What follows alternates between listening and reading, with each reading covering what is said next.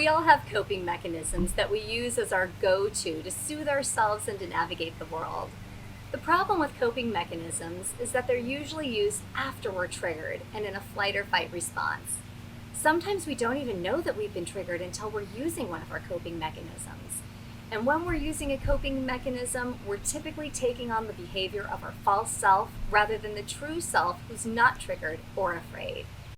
As the creator of the 10-stage secret breaking system, I've helped my clients to release their flight or flight responses and to step into the responses of their most true and healed self.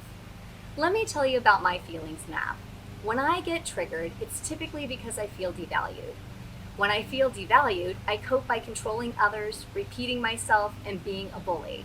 You can see how much my husband and children probably really appreciate that. Said no one ever.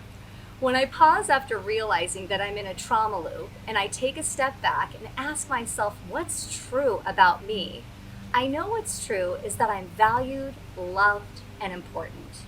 When I ask myself what the most healed response could be, I come up with alternate behaviors like patience, love, humor, kindness, and when I take an action from that place, my most true self shows up.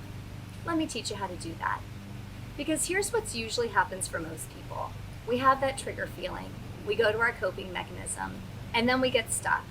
What I want to teach you will help you to notice your trigger, how to cope, find your truth, and then take a new action from your most healed and true self. Sound good? Okay, great. Here we go. Here's some steps to get out of your trauma loop. The first thing I want you to do is write down your trigger feelings. What causes you to go into flight or fight and to have a big reaction? Maybe it's when you feel devalued, unsafe, unheard, underappreciated, unloved, disrespected, stepped on, taken advantage of, or not important. Fill in what it is for you. Next, what is your go-to coping mechanism when these things happen? Do you bully, shut down, control, become demanding, say yes and agree when you mean no, go silent, get resentful, build a case against the other person, retaliate, get into action, people please, shop? Whatever you do, write those down. Here's a tip. Sometimes you won't know that you've been triggered until you find yourself doing your knee-jerk coping mechanism.